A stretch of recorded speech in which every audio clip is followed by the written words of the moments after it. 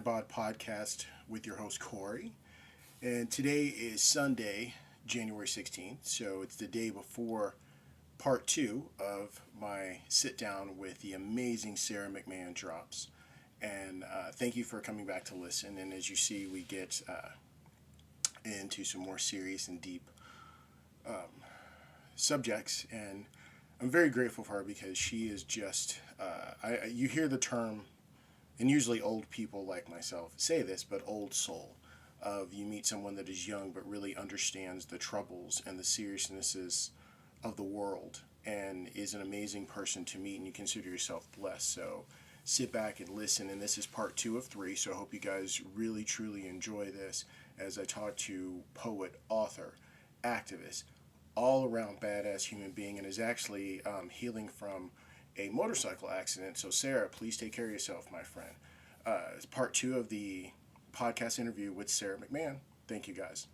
Like, okay, so my short, that's the whole dress code thing. Like, oh, my shorts are like, for me when I was in grade school, it was like they have to be longer than like your arms. Yes, the finger, the finger thing. Yes. And it's just like, what are we teaching our daughters, that they have to always have their guards up around men?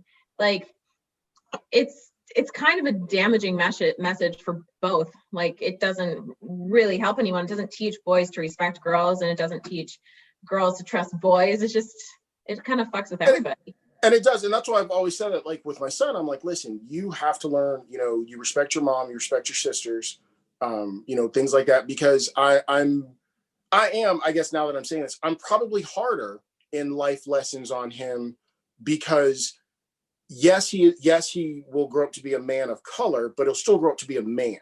And I recognize the fact there's a certain level of sliding society will allow him to get away with, but he needs to understand he needs to expect better of himself, and he needs to treat everyone better. And that's, so those, like, your blog post really, like I said, I was reading it and I was like, this is dead on. Now I'm going to switch topics to something else. I'm absolutely enamored with your take of like the shit show that is going on probably in the past like 4 years, do the math, 4 years. Yeah. Like, Yikes. It's coming to an end soon, hopefully. I keep having, I said this in 2018. It was 2 years ago. Yeah. Three, sorry, it's two. I told my wife, I said, I just have this vision of Nancy Pelosi in this FBI body armor and helmet, backed up by some federal marshals, getting into the Oval Office. I don't know why I keep having that vision on January 21st. It's the only vision so this may never make it into the podcast. I may never mention that. One of the reasons I value your take and your opinion on what has happened, because it would be very comfortable and it would be very easy for you as someone not of color to not see the injustices of the world. And something I posted earlier today on all my social medias, I taught, there's a couple things I posted, and I love to hear your feedback. Is one of the things I said earlier today was, 2017, Colin Kaepernick knelt after talking to an ex-Green Beret, because he'd sat down the first time and he talked to the ex-Green Beret who was a long snapper, and he got his opinion. And it was him, the one that told Cap to kneel. Yeah. And so he knelt and he explained why very clearly, although no one seemed to ever listen, but he explained clearly to what it was. And immediately 45 took to Twitter, like he always does, and said that everyone needs to boycott the NFL because he was disrespecting the country. A couple of days ago, we have an insurrection, and armed police officers are hurt and killed. And he ends his tweet by talking about he loves them and that they're special. Yeah. Well, I mean, it's just pure white supremacy. I mean, that's what it is. It's white supremacy. Like, I don't know what another way to say it. And you know what? I grew up in this really small town in northwestern Wisconsin. white town, mostly white people. It's northern Wisconsin. There's not much diversity in this town of like 1,200 people. And unfortunately, there's a lot of people that I'm still in contact with that live there that were so angry because Colin Kaepernick took a knee. And I would, like, why are you angry? And they would say, it's disrespecting the flags, disrespecting servicemen and women. I'm like, no, it's not. No, it's not. Service member told him to kneel, actually, right? But they like didn't want to hear it. And it's just so like ingrained in people to not see what they don't want to see, I guess. And I mean, that was the most peaceful protest he could have done. And it got nothing. He wasn't on anybody's lawn. He wasn't on anybody's lawn. He wasn't at anybody's house. Like, yeah, he wasn't like he was asking for cameras to be on him. Like, yeah, but they made a deal out of it. They basically outed him, like and it was just, I mean, that's what you get with peaceful protests. So then this summer when the Black Lives Matter protests were happening, I was almost like, you know what? If people are angry, I fucking understand why. Because when you do a peaceful protest like Kaepernick did, no one listens. No one listened to his message. Nobody cared. I said to someone, or I said to everyone, because so my other favorite pastime from 2020 was to having to tell people I don't speak for all Black people, because suddenly everybody wanted to know what all Black people thought by asking me. And I was like, really? Like, do you ever walk up to a woman and be like, so what do women like? Yeah, you get smacked for that. But I did say this. I was like, listen, no matter how we protest, we get killed. I was like, Martin protested peacefully, was assassinated. Mm-hmm. Malcolm protested a different way, was killed. I'm like, leader of the Black Panthers was feeding people that couldn't eat in Harlem. It was protesting and was killed. I'm like, whatever we protest, we're going to kill. So first thing, why are you telling me how to protest? Mm-hmm. But that's the other thing I had posted a couple of days ago is I understood the emotion and I appreciated the effort. I appreciate the effort from most of my non-people of color friends, but I felt very insulted that so many people were making a direct comparison between what happened at the Capitol with the Black Lives Matter protests. Mm-hmm. And I was angry, but I understood. I felt very much like a parent in that one moment. I understood, because everyone needs to connect the dots. We need fingers to point to. Mm-hmm. We need the bad guy behind the curtain, and we needed to make a direct connection. I was the one when every person on my friend list, whatever, that wasn't of color, that was like, oh, these are Black people, we'd be counting bodies, this and that. And I literally I was like, can we stop making that comparison for several reasons? One, I've been Black my whole life. You don't need to remind me how unfair and how close to death I am all the time and speaking my mind. That's not helpful. You wouldn't do it to someone that survived abuse. You wouldn't do it to someone that survived rape. You wouldn't do it to someone that survived a catastrophic event. You wouldn't be like, if someone survives 9/11, you don't point out the next terrorist attack and make them watch it on TV. You don't do that. And the other aspect I had a problem with is I also felt like people for Black Lives Matter were protesting literally for our lives. Mm-hmm. What were these? This was not a protest. So stop comparing it. The other problem I had is it also made it sound like people were it felt like people were asking for police brutality, if that makes sense. I think what we needed to reframe that and say, we're not asking the police to fucking shoot these people. We're asking them not to shoot these other people. We're asking them to not shoot anybody. Huh? How about that? And I'm sure you saw, I mean, I had been to your page, I know you, but you saw, everyone's like, oh my God, where's the tear gas? Where's the rubber bullets? I'm like, no, like, no, like, because to me, my mindset was, so is this the Roman Colosseum where people are going to be bloodlust happy because, oh, look, they shot the Black Lives Matter people and they shot at this insurrection. Who wins? That doesn't make it right. I'm like, yes, they kill everybody the same. No, like, it's not what we want either. Yeah. And I had posted that and I was like, please stop doing that. And of course, and I'm the type of social media dude, because one, social media, if I didn't have kids, I really don't think I'd have social media, to be very honest. It's not that, it's really not and now, well, now that I have a business, so I should probably take that back, but it's not that big a deal to me. So I'm really the person who will just sort of post something on social media and like walk away to real life. Like, Yeah. and I'll come back and be like, why does my Facebook say like 45 notifications? Like, what the hell? And people had gotten in an argument back and forth on my own post. I didn't, and I'm not the one, like, if I have a disagreement with you, Sarah, we're not arguing over keyboards. We're not That's like, very healthy. like, Yeah. I'm not like, I'm like, because even if I start to, I'll be like, what the fuck are you doing, dude? Like, Yeah.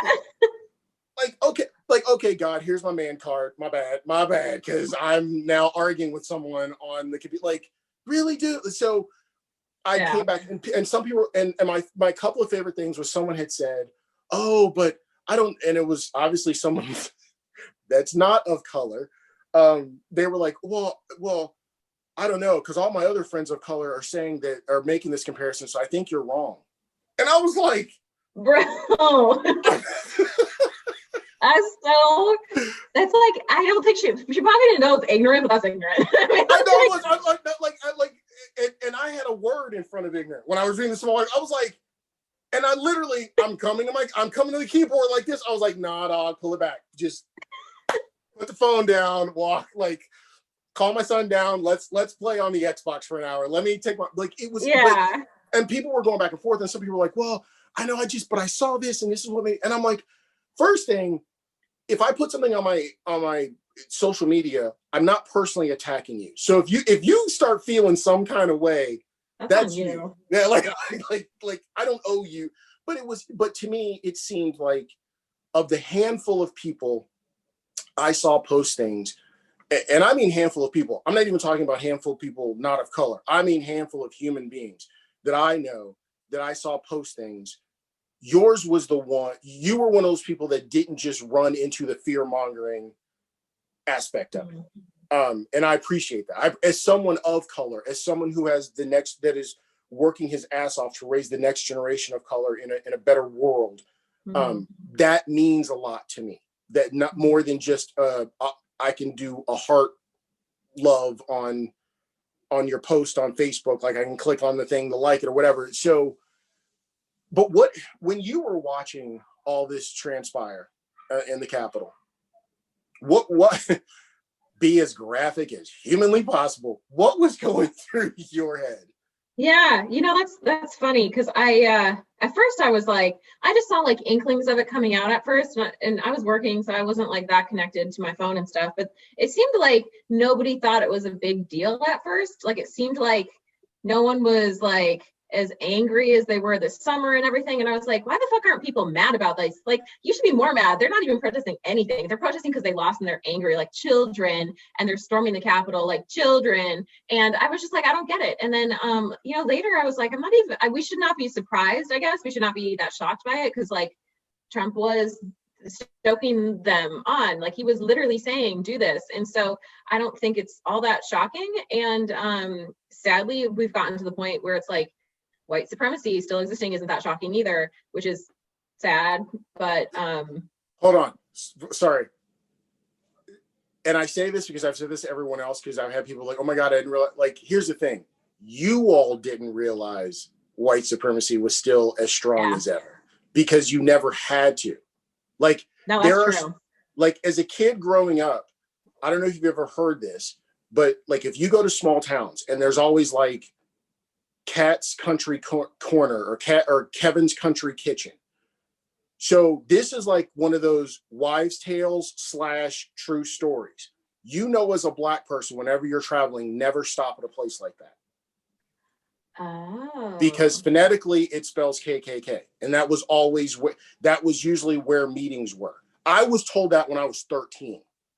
Dang. And I still don't trust it. Still don't trust if I'm driving through a small town and I see that, I'm like, yeah, I'm from a small town, and our history was taught like this, right? Like, oh, this Civil War happened, slavery ended, oh, but then we were still racist, but then this other thing happened, now we're not racist anymore. And we didn't have, like, I had like some Asian people and like one Black family, and it wasn't like there. And then I go away to college, and I'm like, at this private university up on this hill, down the hill, it's like straight poverty, and it's mostly Black people. And I'm like, oh, this is fucked up. And then I go to work in the South Side of Chicago. I'm working at a homeless organization, and 90% of the people I work with are Black. They think I'm cute because I'm like 23, don't know anything. And I'm like, hey guys. And they're like, girl, you know nothing. And I was like, probably not. Like, I didn't see it, you know, like it wasn't around me. And I really did have to leave my hometown to see how to see other races, really. And then when I see people from my hometown that are like angry and Trump supporters, I'm like, you don't even know because you haven't left. Like, you don't know because you haven't seen it. Like, you don't know. Like, you don't get to have an opinion on this because you haven't seen it. Last summer during quarantine, I was dating a Black guy for a while, and he came down and saw me. He lives in North Hollywood. I live in Laguna Beach. So he drove down. We like went to a coffee shop in Laguna Beach.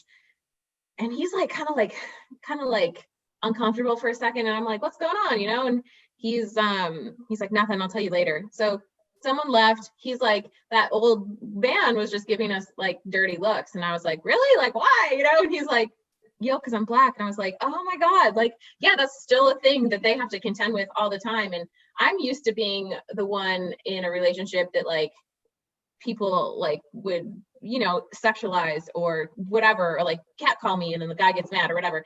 And so like, I'm always hyper aware of my femininity and being a woman, but I didn't even like think that he's probably always aware of his Blackness, especially in fucking Laguna Beach, man. I mean, it's a lot of old white, like rich people down here. So, But, I mean, true story. When Damari and I, we lived in Florida, and then we moved. I grew up here, so we moved here, and like 10 years ago, we went to the store once, grocery store, walking in, holding hands, and like most people, you know, we do the divide and conquer thing when it comes to grocery shopping. I'm like, all right, I'll go here and I'll meet you here, and blah blah. Because the sooner I can get out, the sooner I'm a happier person. I can't spend. I like, it'll drive me nuts. So I walk away. It couldn't have been more than a minute, 90 seconds. I get a text from her. And I was like, no. And I was like, how'd she text me asking when I got stuff? I just walked away from her. And she's like, meet me in aisle whatever. And I was like, okay, I head over there. She goes, did you see that Black lady looking at you when we walked in? I was like, yeah, because she's like the only other Black person in the store. I was like, yeah, I saw her. She's like, yeah, after you walked away, she stopped me to say, oh, you took one of the good ones. Mm. And I was like, but like you can't not be aware. It would be the same way if you and I were to go to have coffee together. Yeah. And I asked you to not be aware of your femininity. Like that's probably, that would be like me asking you, like, can you take your skin off for a second? Like, yeah, it would be impossible. Yeah. So it's ridiculous that either one of us would have to, that even it has to be in that situation, but it is. And it's just like, I'll give another small example. So there is, I said this. So for any drinkers out there, I'm not encouraging anyone to drink. Whiskey can only be called bourbon when it's made in Kentucky, because there's a whole separate aging process in the bourbon barrels. Like, so when you, like, I'll tell you a little secret. If you go to the liquor store and you buy cheap bourbon, there's only 8 distilleries. It's all made in the same damn place. Really? Oh, buy the cheap stuff then. Read the label. Read the label, and it'll tell you that there's only 8 distilleries. Like that's it. So this is where bourbon's coming from. You're welcome. Little side note. Yeah, thank you. You're welcome. So there's a new distillery out. It's Bro Brothers, BROUGH, and it is the first ever Black-owned distillery, and it's 3 brothers. And I was telling tomorrow, I was like, I want to go buy their bourbon. One, because it's bourbon, and you really don't have to convince me of anything much after that. But 2, I was like, I wanted to support that. And so I looked on the map, on the website, and it said like the Kroger, the grocery store near us, was supposed to have it. So I had walked in and I was looking, because I'm like most dudes, I'll look before I ask for help, because it's the chromosome thing. It's XY chromosome, it just is. So I asked her, I said, do you guys have this bourbon? And she's like, what is it? Because I had the mask on. So I showed her my phone, and I knew I fucked up, because on my phone was the Google search that said in giant letters, first Black-owned distillery. Oh. And I watched her face. And she was like, no. And I said, but it says you guys have it. She's like, well, Kroger will only work with certain distilleries. They don't work with just everybody. Instead of just like that. And it was one of those moments, my id of ego, superego, my id said, Corey, let's go. Because this was going to escalate and I was not going to win because, again, I live in an area where my color is going to be considered a weapon. So I already lose this argument if she calls for backup. And I was like, okay. So then I go to the next closest place. I told my wife, I was like, because I really want this. I want to support them. I wanted to like blast them on social media, tell everybody to go buy it. And so I go to the place. I pull up. There's 2 cars in the parking lot. The one that's closest to the door, which I assumed wrong, but is got like 5 Trump 2020 bumper stickers. And I'm like, fuck, this is going to be the owner. I'm like, so I walk in. Dude walks up to me. I said, do you have this, bourbon? He goes like, man, just sold my last one. Showed it to me where it was on there. He was like, he goes, it's good. He goes, every once in a while, one of the 3 brothers will come in here. He's like, they're working on their second batch. He asked me for my name, my number, and says, matter of fact, when I get a hold of it, I'll ask them to sign it for you. He goes, and I'll hold the bottle for you. I was like, I wanted to hug the dude. I was like, which I get in COVID times. That's not like, that's a no-no, but I was like, cool. And I'm talking to my wife. I was like, I go here. This lady's like, no, blah, blah, blah. And this other dude is going to guarantee me a damn autograph bottle. Yeah. I'm like, so it's hard not to be hyper, especially in these times. I like I said, I didn't run for a couple of months because of anxiety over what had happened to Ahmaud Arbery, because I'm a solo runner and I'm in a mostly white town. I'm in a town that when I go to Walmart and I have my Black Lives Matter shirt, I have received death threats. Granted, they're from like 90-year-old dudes that if I sneeze, they would fall down. But I've legit received death threats. But meanwhile, there's 5 dudes walking around in Confederate flag hoodies. Does that, how does it feel when you see somebody wearing that?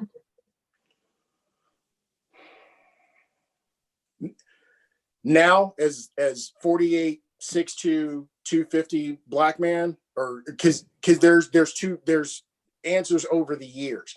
Now, if I'm by myself, I want you to say something stupid to me. I might walk near you closer than I do to anybody else because I want you to mouth off to me. I really do. When I'm with my kids, I am very fearful because those are my kids, and I will take whatever disrespect or abuse anyone wants to give out. I will shed blood for someone that disrespects or hurts my wife, my children, my friends. I'm that dude. Like, and I'll sleep perfectly well. Like I'll be like, are you okay? I'm like, yep. So it's a couple of feelings. It is definitely, it's a threat. And no one, first thing, like I said before, I don't speak for all Black people. But it's a threat. It is because I've said this when I was a kid in school and did reports on it, or other kids did reports on it.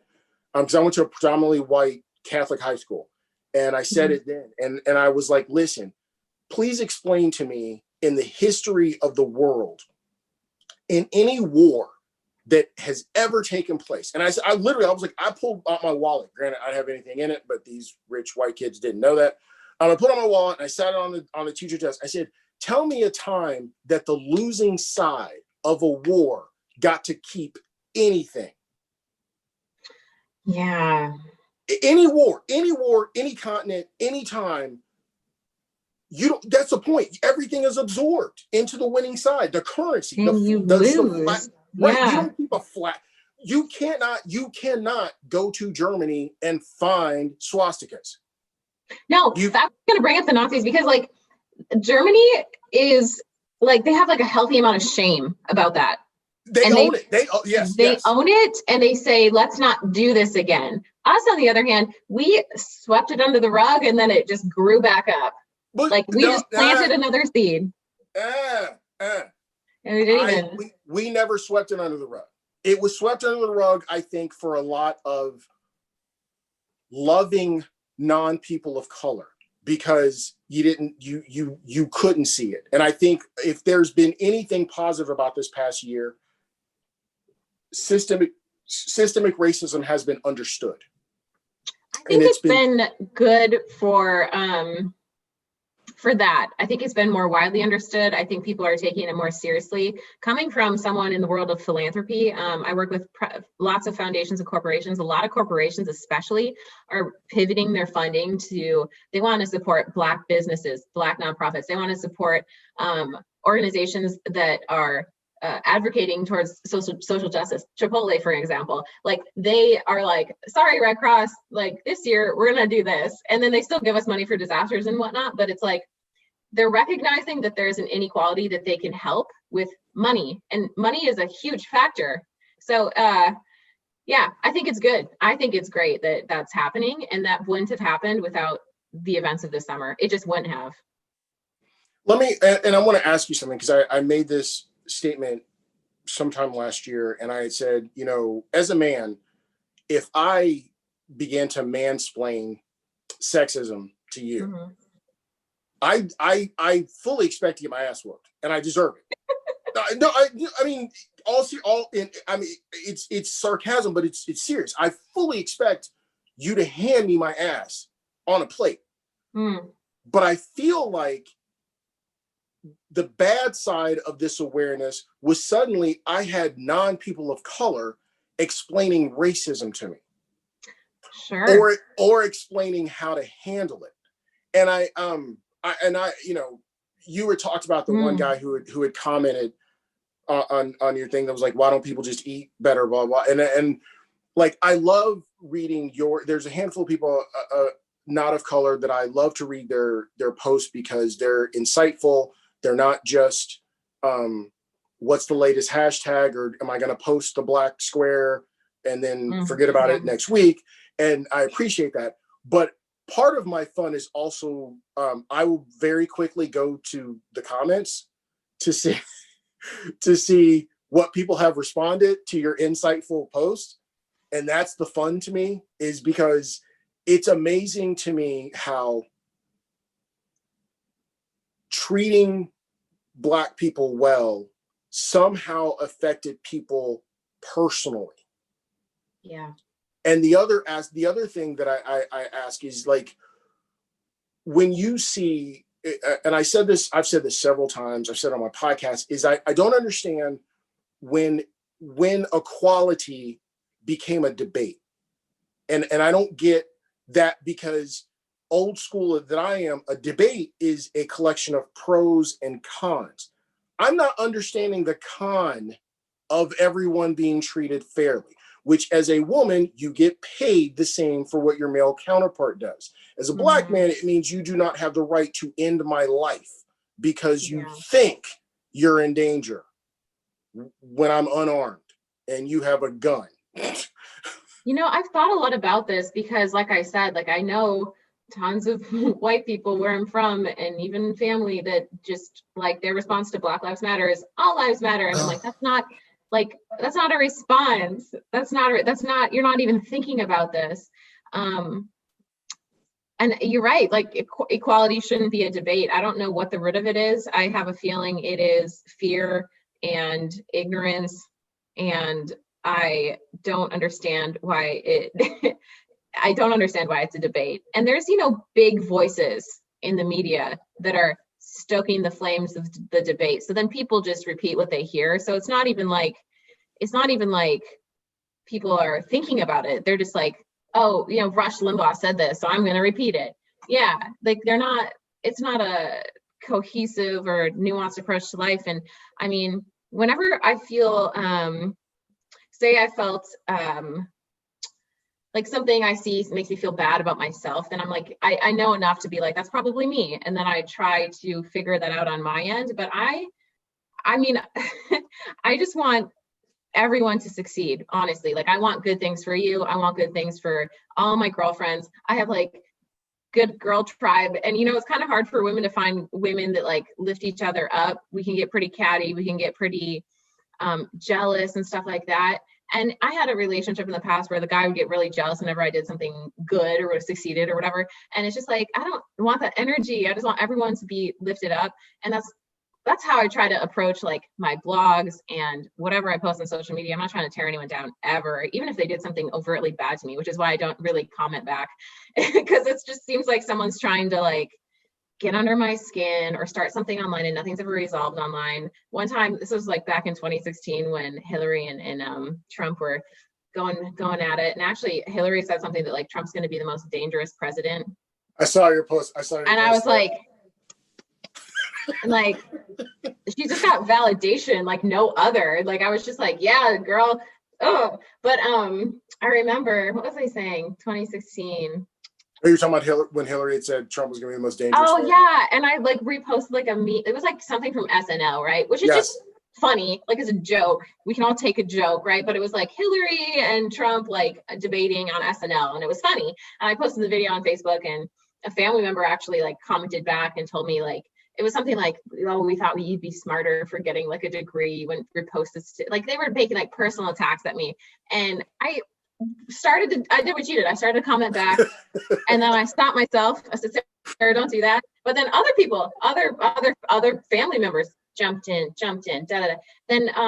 Then those people who were attacking me, they like unfriended me on Facebook. They didn't come visit. Like, I didn't see them at a family gathering for years. And I was just like, this has become such a divide in our family, and it's all based on politics, and it's all based on identity, and none of it's even fucking real. It is real, but you're right. You are right though. I mean, identity is so it's so like intangible, and it changes, and you can identify with whatever you want to identify. You can identify with this with like the monster that is the 45th, and you can wrap that so closely that you think he should be elected, and that the votes were miscounted and all this other stuff, and you can let that affect your fucking life. Or you cannot. You can be a rational human. I think most people, honestly, when I talk to most people, they're politically not really far left or not really far right. Sometimes you run into a crazy motherfucker that's like way over here or way over here, but most of us are like in the middle. We're mostly like, let's be reasonable about shit when you really talk to people. And social media just does the worst for everybody. It's like, everyone is just so easy to be a monster behind your keyboard. It's like, well, because there's no bravery. You know, like again, you would ask me the question of, when I see someone and I'm by myself, I know you're a coward. I know you are a punk ass. So I want your chest to blow up, and I want you to don't wait till I walk away. Don't wait till you're hanging with your buddies 2 hours from now talking about, oh, if I saw that blah, blah again, I would, no. I'm here. I'm giving you full opportunity. The problem is, you're right. Behind a keyboard, everybody's got PhDs. Everybody has an opinion that they researched because they found the YouTube video to go with it. Yeah. You know, or, you know, everyone knows what Black people think because Candace Owens told them. That's my favorite, by the way. That's my summer song right there. So sorry, oh God. So like, no, you bring up a good point though, because I found myself doing that this summer too. I have a good friend who works for JPL up in Pasadena, and he is one of the few Black people. He's up in management there, and he was asked by his staff or whatever to explain pretty much racism. Like, everyone was asking him, and he called me one day and he was just like, Sarah, I'm so tired, but he's like, I feel like I have to help them like understand things, and like, and I was like, you gotta also self-preserve. Like, you can't be like, but it's like, I oh my God, I feel him, because I even said to a group of friends, because it's never with malice. It's people genuinely don't know. They've gotten their eyes open. Right. And I was like, okay, look, I'm glad that you're woke, which I was so sick of that word by May of last year. Like I was sick of that word to begin with. I've never used it correction. If I've ever said it about someone, it was an insult. It was flat out insult. So I never meant it as a compliment if I ever said it. But like, it got to the point where and I said to somebody, and then of course, there's this, you post something and then everyone who feels guilty for doing it is now going to send you 45 messages saying, I'm so sorry. And I'm like, shut up. But I had posted, I said, listen, Black people are the only people that can get blamed for their own murder and have to explain why we've been oppressed. Mm. We didn't do either, but we got to explain it. We got to explain why we've been oppressed, and it's our fault we got murdered. The only people in history.